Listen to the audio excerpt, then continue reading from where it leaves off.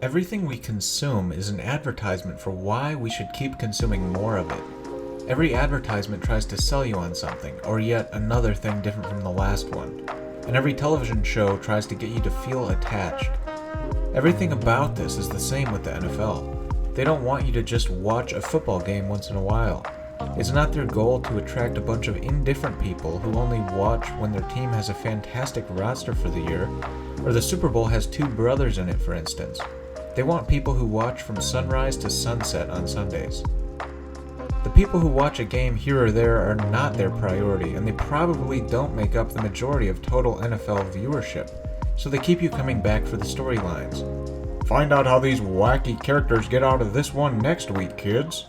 The NFL wants human beings to carve Sundays, Mondays, and Thursdays from their reservoir of available time and devote those hours of their lives to watching their product and their ads. Maybe if they're lucky, you'll even buy a jersey or the latest Madden, but as long as they've got you caught in the current, they're successful. To achieve this, they have a strong and symbiotic connection to the media. And yes, I know, why is there footage of wildlife and nature playing in the background? Well, Tom Brady did it in Man in the Arena, so... This is a more conceptual conversational video anyway, and my goal in making it was mostly just to get people to do some critical thinking about the possibility or probability that the NFL doesn't leave its multi-billion-dollar industry up to chance. But I also want to help people realize that despite this, it's still a show worth watching.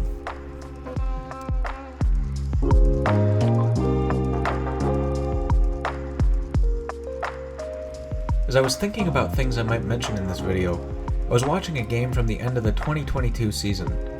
There was a moment when Tom Brady threw a pick, and a stat appeared on the screen saying it was his first red zone interception since 2019. This stat isn't necessary to the consumption of a football game. You could just say Tom Brady threw an interception. But the addition of the amount of time it's been since he threw one in the red zone is drawing upon the lore of Tom Brady. It's referencing the earlier films in the franchise, rewarding the fans who have been to the theater to see all the previous entries.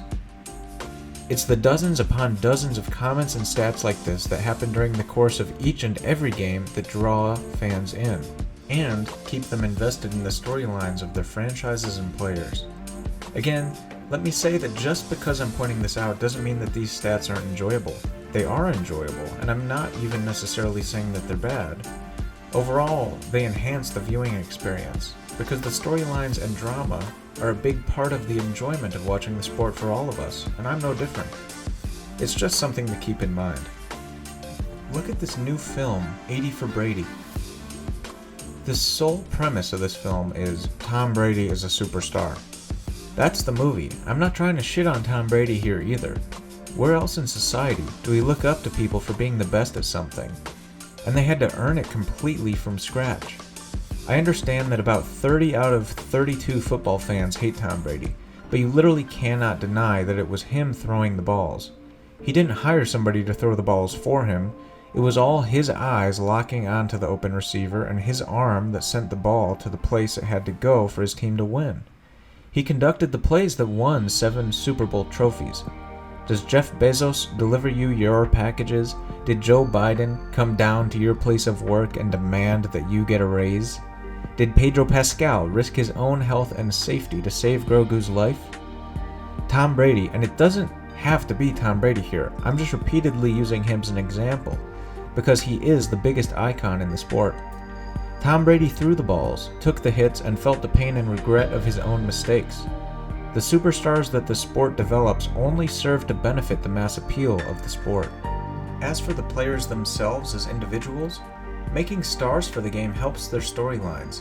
Making an icon like Tom Brady bewilders players on the other team for the worst and inspires his teammates for the better. So these storylines we all consume do have real-world implications, and no matter how slightly, they manifest themselves in reality. A player's status affects the way that they're played for and against. So the sport revolves around these stars as they develop. They're crucial for the survival of the NFL, because they don't just generate drama on the field, but the use of their names generates drama off the field.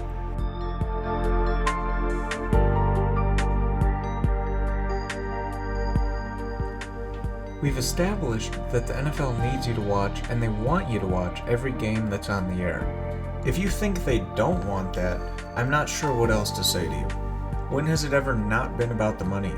Studios make movies to make money. Publishers release video games to make money. It's about the money. So how do they best keep you coming back each and every week? Their symbiotic relationship with the media, with ESPN and all the newspapers and communities that thrive off of, "Can the Packers bounce back from this 4-game losing streak? So-and-so player on the Packers has never lost 4 games in the month of November." This is what reels you in, keeps you coming back. These storylines, you feel like you may lose track of the narratives if you miss a week or two, so you tread water. These narratives that are being woven throughout the games being played are their moneymakers. This is how they make money, their narratives. I hope you can see the correlation between the two, or that I've at least raised a level of suspicion in your mind somewhat about that. So if the narratives are directly tied to their bottom line, what should they do? Leave all the narratives up to chance? Well, if Patrick Mahomes loses as much as he wins, what happens to his piece on the chessboard? It no longer carries around the same power. His name doesn't get people to click on articles. The stadiums are no longer full. Storylines may be fabricated, but they can only be fabricated to an extent. The truth is that there are no statements that can be made like, "this player is the best," because 11 players play the game in always evolving circumstances. Countless others affected behind the scenes, and the only thing that can really be evaluated is how well the machine ran on a given day. And yet day in and day out the media spews about Patrick Mahomes and whatever other names they have to mention to pull viewership. They attribute success and defeat to individuals. It raises the stakes, makes it more personal and dramatic than if they only ever spoke about the team or organization as a whole. Why else would they show close-ups of panicking coaches mid-game and have the commentators stop and talk about them? If the NFL weren't largely reliant on its storylines, these things wouldn't happen during a broadcast. The events on the field would be talked about and not the events off of it. They do this because we're watching a drama, just as much as we're watching a sport. Any TV show you can think of, during the course of a season, every single character undergoes challenges. Periods where nothing could go any worse for them. Other times, everything lines up just right and they get the joy of being able to end an episode ahead. The NFL counts on these storylines and the fact that they're always running. They never truly end, just like the television shows that have decided to go on another 10 seasons to feed increasingly strenuous content to their audience who doesn't possess the willpower to walk away after so much time and emotional investment. You may think addict is a strong word to use to describe us NFL content consumers, but just because spending 3 nights a week half the year watching football isn't as destructive and is more socially acceptable than heroin doesn't mean that millions of people can't be sucked into it like an addiction. Personally, I recognize it for what it is. A suboptimal use of my time if my goal is to shape a self-actualized life. Yeah. But I love it so much that I accept it. It's worth it to me. And all you should ask of yourself is that you make the decision in the same way and call it what it is.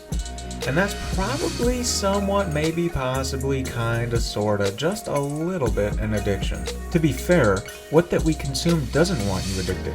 There's some obvious examples: tobacco and nicotine, alcohol, fast food, TikTok. Then there's some less obvious examples. But more or less, everything in our society that is consumable is trying to get you hooked. Think about the changes to video games in the last 2 decades. They went from being outright purchases of a disc, a completed, finished product that you knew what you were getting when you bought, to a live service where you end up paying the same amount for something that's a work in progress. Likely will never be finished, because why would they bother doing that when they could not do it? And they charge you $1.99 here and there for camos, skins, player packs, etc. Football is an addiction. They've got us hooked. How many video ads do most of us sit through these days when we're not watching football? Although maybe the how is why most people clicked on this video, I actually think it's the less important part of this discussion. Both the how and the how not can only be speculation unless it's proven in some way, in either direction. To the average consumer, this is a claim that is not falsifiable. whichever direction you're inclined to believe. We can latch onto theories that we like, but the theory that makes sense to my meat brain and the one that does to yours are the same, and that they both make sense to us individually. I'll share my belief though, because I probably shouldn't upload a video on the matter without at least doing that. When I say that the NFL is rigged, I don't mean that thousands and thousands and thousands of players are in on it, and all go to their graves without spilling the beans. The coaches can't be in on it, again, because seemingly anyone could coach, even former players and coaches from the collegiate level. Instead, the league would have to be rigged in the slightest way possible, with the fewest amounts of people in on it. The referees, they have all the say as to what a catch is. Think about that. They have all the say as to what a touchdown is, what is a fumble. They are the gatekeepers of the final scores. Until robots are making these decisions based on definitive criteria, there can be doubt, and there should be. And as for the referees, no, they can't outright rig the outcomes to the exact point value. And they can't even rig the outcomes altogether. Sometimes one team is just better than the other, and there's nothing that officials can do about that, let alone discreetly. A team of players and staff can be better in any and every way than another team, and no amount of holding calls will change that. But that's okay. They aren't predetermining who wins the Super Bowl at the start of the season. They're rolling with the storylines as they develop, which we've already established are always evolving and vital to the success of the league. They're jumping from one train car to another when necessary, adapting as the teams adapt to themselves and each other throughout the year. A recent example of this is Brock Purdy getting taken out of the NFC Championship game. That's not something that they can control as refs, and so even if they had set out wanting the 49ers to win for the compelling Mr. Irrelevant storyline, there's nothing that can be done to overcome the reality of the events as they unfolded. To be fair, the argument against all of this is that refs are human, and they make mistakes, and then they don't have the courage to immediately say that they were wrong because hundreds of thousands of people would immediately demand that they be fired if they themselves admit that they can't do their job. Not taking responsibility so publicly for one's mistakes, especially when it would directly lead to an entire city of people demanding that you be hung from a bridge, how uncommon or surprising really is that? I assume the referees like doing what they're doing, and that they'd like to continue getting to do it. They don't want to lose their opportunity. The idea of the reluctant NFL referee is a funny concept to think about.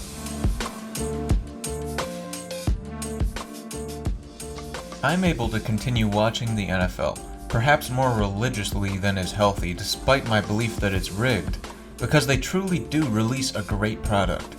It is very entertaining regardless of the sanctity of the outcomes. This dishonesty on their part wouldn't even make them bad per se. They're just doing what they have to do to grow their business. What business isn't trying to do that? They're doing what they have to do.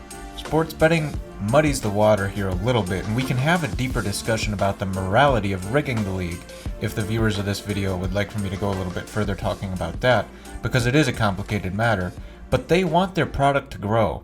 In many ways, we as viewers should want that too. It can only be a good thing for the sport. It can lure more commitment out of its players, lead to higher quality viewing experiences, and attract more and better of everything to the sport. Ask yourself why a company would not want to do whatever it could to make those things happen, to expand its market and increase the value of its product. Even if you don't think the NFL is rigged, this logic is sound. Companies want money, people want money. You can at least agree with that. The entertainment value of the NFL is unmatched in media. All aspects of what you get to watch. The weight of each decision is so mentally stimulating. We put ourselves in the shoes of the coach in each decision. As fans, we are always analyzing the puzzle of football. What would X team have to do to change the outcome of the game in their favor from this point, based on the trends of what's been shown so far today? You stay engaged, you try to anticipate what changes a coach should make to the play style, and when they do it and it works, you feel that connection to the team strengthen. When they do something else and it works, we think, okay, awesome, whatever gets the win. When they do something else and it doesn't work, we feel frustrated that if we had been in charge of the decision to do something else, things may have worked out better. It's chess, where the pieces have autonomy, strengths, weaknesses, feelings, fears, dreams. Football is easy to love. It's a puzzle unfolding in real time, with superstar pieces doing inhuman things to earn global respect. The narratives are always being woven through and away from each other, and we eat it up, frankly because it's awesome. Where else in the modern world do we find celebrities who've earned their status? People who have spent every day of their lives obsessing and chasing achievements that they themselves have earned with their own arms and legs. I both think that American football is probably rigged, and that we shouldn't care. It generates the greatest content available in the modern age. It forms communities, makes our hearts pound, and at its best, makes us feel sick. You just can't feel that watching actors and actresses. The players play to win regardless of whether they control their fates 100%, or any amount less than 100%. And as viewers, it just doesn't make sense to feel cheated out of experiences that for now are publicly genuine. So I say, where you land in this debate hardly even matters. Just enjoy the game.